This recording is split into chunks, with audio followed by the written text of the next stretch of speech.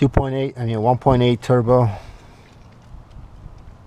Audi A4 B5. I believe some other Audi types might have the same design, but have a good look. So that's a housing for a temp sensor housing, I guess you can call it. I'm sure others have other names, but problem, all this baking right here, and all this baking right around here.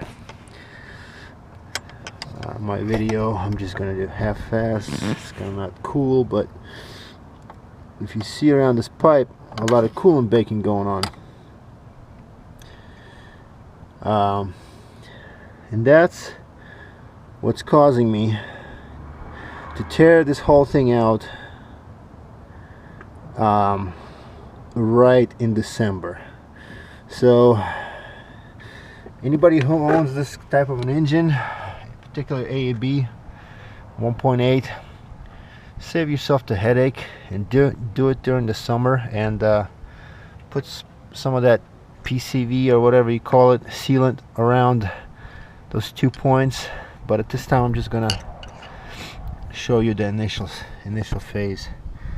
And shit, that's where I drained my coolant. My camera is upside down. Anyway, so that's where the coolant goes out, and this is where.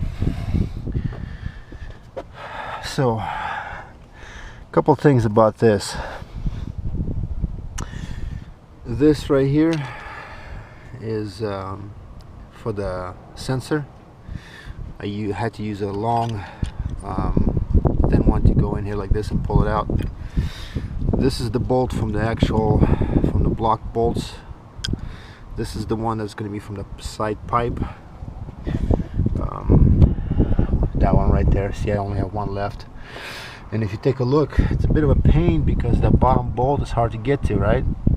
So I'm going to have to use an extender and go like this from underneath here, and use an extender so I can have some leverage to get that bolt unscrewed.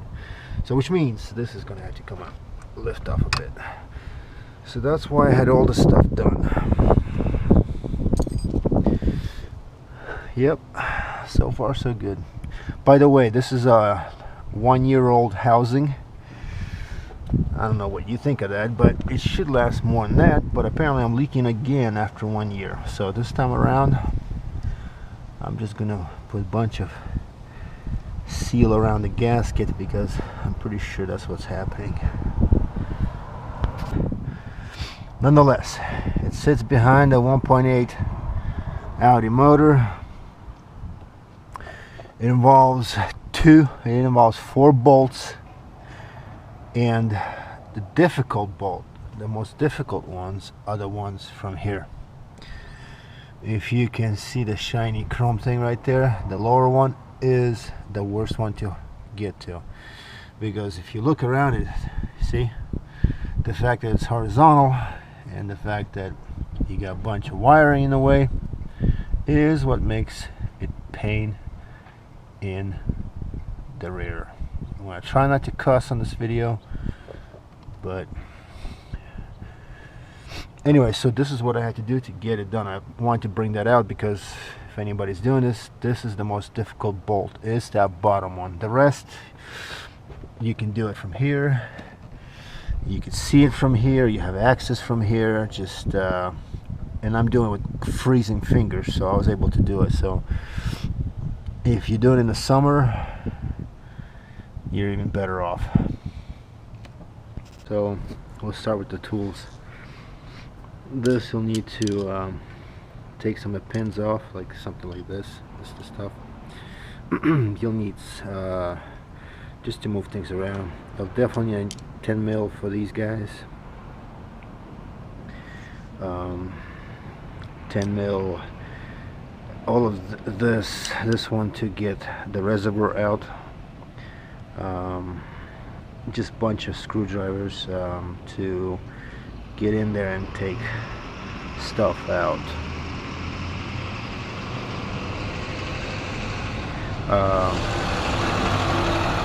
take like this pins out, right, to wiggle things off, to, for example, wiggle the hose from here. You know, you have to go in here like that. So a little bit about this thing. This oftentimes doesn't do shit. It's been leaking on the original one, and this is a new one that I bought. OEM is still leaking, so it's and I also put, this time around I put because the pipe is concave, it's an angle, it's flanged, so to speak. So the way this goes on is that it sits on it and it gets squeezed at an angle. So this thing on, it did pretty good job actually, to be honest. The whole year this area did not leak, the whole year, even though I did notice baking going on over here a little bit, but it was not coming out, so it was just doing it right. But this is where the major leaks come out, and this is the one that sits on the block. So it sits like this, sensors right here, there's that rubber ring inside, there's this thing that doesn't do shit, to be honest.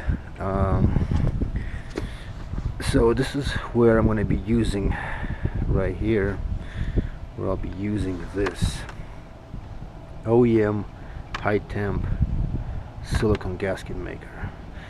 Pretty much any parts store.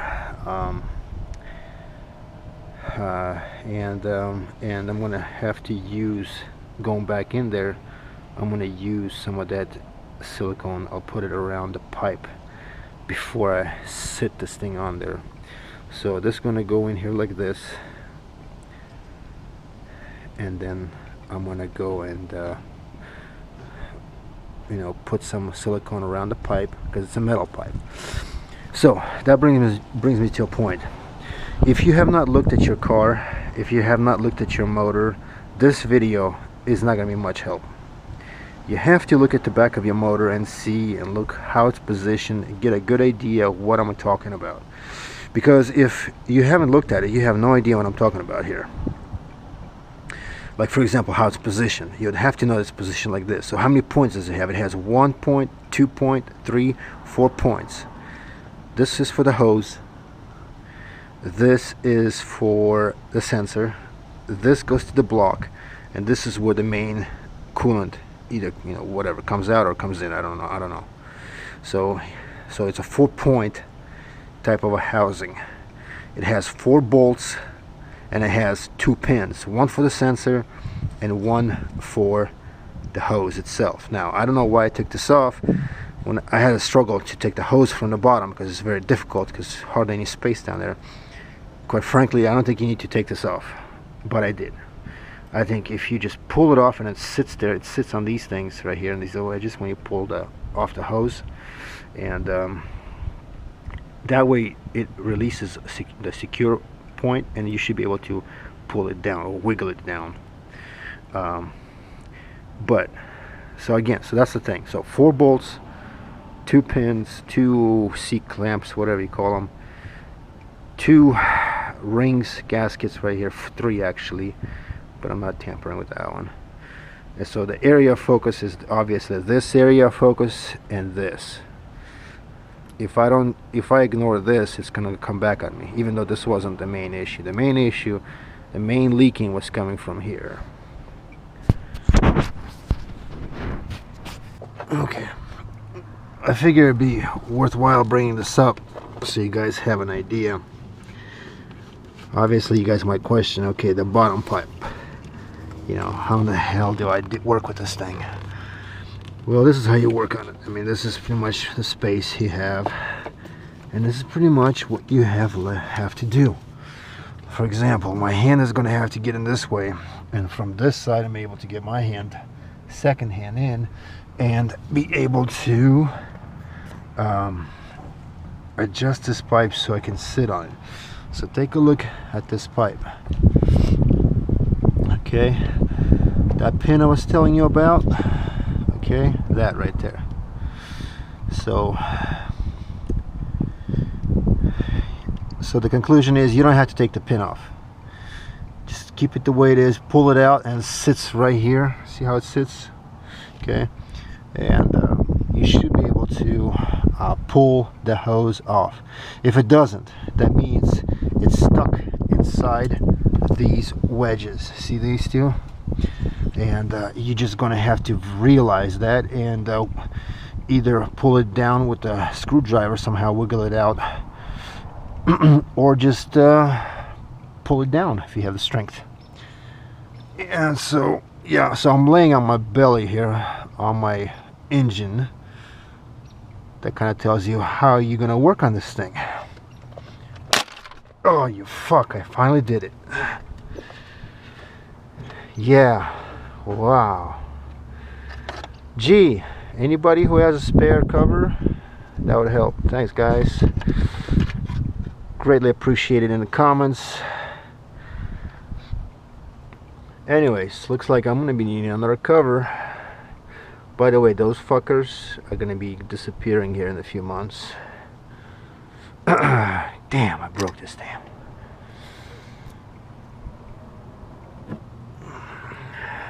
Okay. Black silicone. Yes, I put a hefty amount. Because you know what? I'm not coming back to this baby. No way. No fucking way. You understand? I'm gonna make sure this bitch is sealed. Nothing will come out of this bitch. So now I'm gonna walk you through the reverse or assembly process to the coolant housing where the temperature sensor sits. So what we have here, first of all, you'd have to bring it in from this end, and this is the bolt. You're gonna wish you had a grinder to cut this off, because you're gonna be cursing dealing with these with your hands being ripped up by. But you're gonna route the housing through here. You're gonna position it to avoid any kind of, you know, because you got silicone crap, you don't want to be messing around here. So in reverse, the first thing I did was assemble the hose at the bottom, since it's furthest away and most difficult to get to. And to be honest, actually it wasn't. If you start with that one, it's not actually. So, and I put the pin first onto that hose, and it came in, and I was able to, because I had access, nothing was bolted, I was able to see how it sits in there. I had more light because I pointed outwards. Anyways, I got the pin locked in, and then I start bringing it into this area. So I secured this first. These two bolts I secured, and the way I secured them is using the socket this way, horizontally, with this being completely out. So you'll have more access. If you visualize all that space right there, you have access to put an extender and tighten those bolts, those two bolts. As far as tightening goes, I believe the torque was 8 to 10 pounds if I'm not mistaken, but just use the snug. Again, we're dealing here with also temperatures, so it's kind of like you don't want to be tightening one bolt at first. So sit everything in first, have all the bolts sit, and then tighten. And that goes for everything pretty much throughout the process. Don't just tighten one bolt and move on. Have them sit first and then tighten to torque at the last. So once I got that in, if you guys can see, I'm trying to be good with my camera. Once I got that in, then I was able to work on these guys. Now, the way I work on this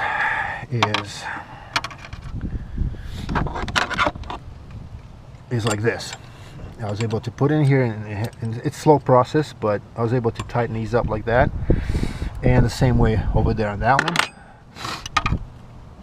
So these two got tightened up using the just a wrench. Sensor. Okay, sensor. I've recommend that putting in last. I actually put it halfway and realized it was more difficult for me to go with my hands and hand tighten this thing first because this was in the way. But for you guys, put this in last because it'll give you more access. Putting that, you know, going with your fingers in here and kind of tighten this bolt, hand tightening it here. Hoping I'm pointing in the right direction here so you guys can see. But you can see the idea here, right? So there's that plastic pin right there, and it has to go in. This one you have to force it in, but don't just, you might force it at an angle, but I think you just play with it first and then force it in. You'll get a feel how it gets in there. It has to pop into that rubber seal at the bottom, and then you'll be able to nicely lock it in with that pin. Okay, so bottom hose secured.